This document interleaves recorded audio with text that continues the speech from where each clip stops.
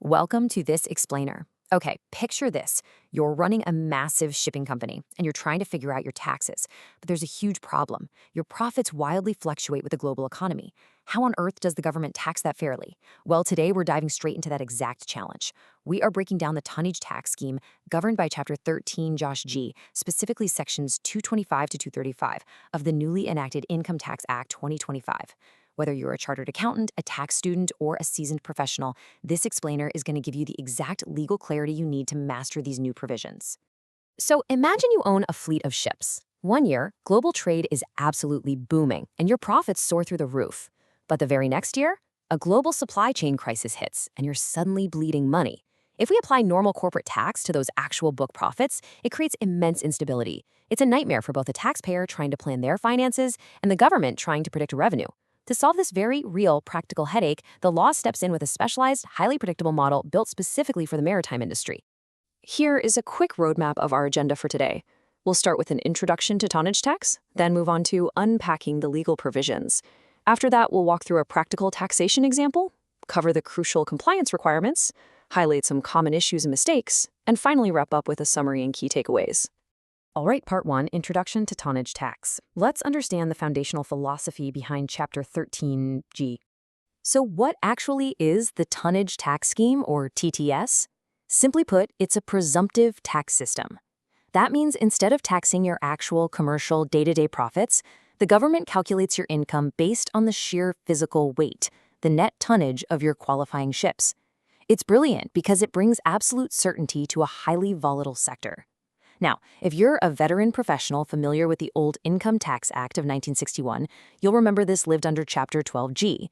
But now, the lawmakers have seamlessly mapped those old provisions into a much more streamlined Chapter 12-G under the new 2025 Act. Moving on to Section 2, Unpacking the Legal Provisions. Let's look at the statutory conditions for eligibility and some incredibly strict operational limits. Under Section 231, you can't just opt into the scheme automatically. The statute acts as a very rigid gatekeeper. You've got to check some specific boxes. First, the entity must be an Indian company. Second, its place of effective management, or POM, must actually be in India. Third, it has to own at least one qualifying ship. And fourth, its main corporate objective must be operating ships. Oh, and keep in mind, Section 235 strictly kicks out fishing vessels, factory ships, and pleasure crafts. Those absolutely do not count as qualifying ships. Now, we all know shipping companies do a lot more than just move cargo, right? They have various income streams. Well, the Act carefully splits these into core and incidental activities. Core activities are your bread and butter operating ships, pooling arrangements, and slot charters. Incidental activities are your side hustles, essentially, things like providing maritime education or earning ship management fees. Why does this distinction matter so much? Because as you'll see, the statute treats these two buckets very differently when it's time to pay up. And this brings us to a critical, absolutely non-negotiable mathematical cap under Section 228, 0.25%. It's a tiny number, but it's a big deal. Profits from your incidental activities can only be taxed under the favorable tonnage tax scheme up to 0.25% of the turnover from your core activities. Any incidental profit that spills over this tiny fraction, that gets entirely excluded from the scheme and gets hit with standard corporate tax computation. Here's another strict statutory limit you absolutely cannot ignore, 49%. Under Section 232, a company cannot charter in more than 49% of the net tonnage of its total qualifying fleet. Basically, the lawmakers are saying, hey, you can't just rent all your ships from someone else and claim this massive tax benefit. You must heavily rely on your own operated fleet. And be careful here. If you exceed this limit for 2 consecutive years, your option for the scheme completely ceases. You're out. But tax law always has its nuances, doesn't it? There is a really vital exception to that 49% rule.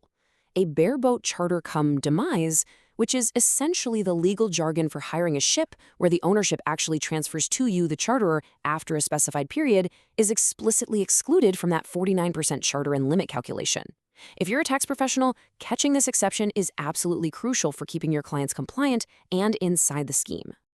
Okay, Section 3, Practical Taxation Example. Let's take all this theory and visualize the statutory path in a real-world scenario. Let's look at these two methods side by side. Under normal corporate tax, your tax base is actual book profits. That means your tax fluctuation is incredibly high. It's a roller coaster. But under the tonnage tax scheme, the basis is simply the ship's net tonnage. The tax fluctuation drops to essentially zero. Think about that. Even if a shipping company suffers a massive loss-making year on its books because of a global downturn, by opting into the TTS, it just pays a fixed, totally predictable, presumptive tax based solely on the weight of its active fleet. So, how do we actually run these numbers? According to Section 227 of the 2025 Act, it's a very straightforward 4-step process. Step 1, determine the precise net tonnage of the qualifying ship. Step 2, apply the statutory daily tonnage income rates, which the law tiers per 100 tons. Step 3, you take that daily income and multiply it by the number of days the ship actually operated in the tax year. Finally, step 4, you just apply the standard income tax rate to that final presumptive income figure. That's it. It completely replaces all those complex profit and loss computations. Let's jump to Section 4, crucial compliance requirements. We're talking documentation, audit reports, and statutory timelines. You have to get this part right, because missing these administrative steps completely nullifies your tax benefit. Under the new Income Tax Rules 2026, compliance is heavily documented. You've got to file Form 80 just to exercise or renew your option for the scheme. Crucially, your accountant has to step in and file an audit report using Form 81.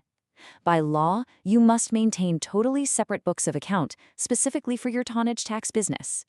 And remember that 49% charter-in limit we discussed?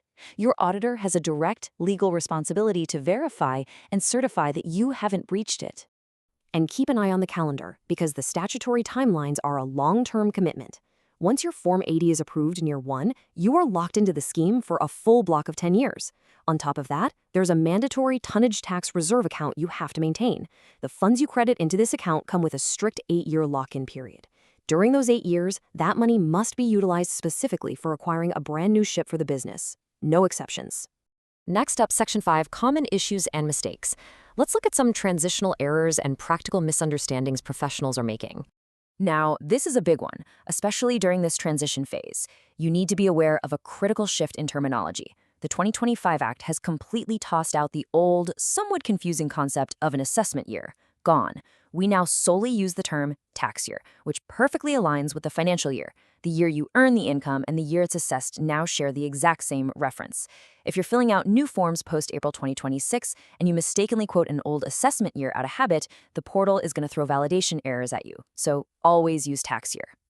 Now, here's a practical question I hear all the time from business owners. What happens if your ship needs to go in for major repairs and temporarily stops operating? Does the company instantly lose its qualifying status and just get booted from the scheme? Well, you can breathe easy. Section 232, subsection 22, provides a really clear safe harbor. A temporary cessation of operations, say putting a ship in dry dock for maintenance, is explicitly protected by law. The company is deemed to continue operating, and this temporary, unavoidable halt absolutely does not trigger an expulsion from the tonnage tax scheme. All right, that brings us to Section 6, Summary and Key Takeaways, a final quick review of Chapter 13-G. Let's quickly wrap this up and lock in what we've learned today.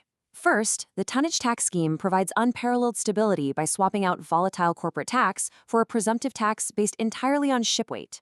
Second, it's governed by Chapter 13-G of the Income Tax Act 2025, and you'll need Forms 80 and 81 from the IT Rules 2026 to comply. Third, be hyper-aware of your limits, the 49% charter-in cap and that tiny 0.25% incidental income cap. Fourth, remember that 8-year reinvestment lock-in for your tonnage tax reserve. And finally, for all your paperwork moving forward, tax year is the new assessment year.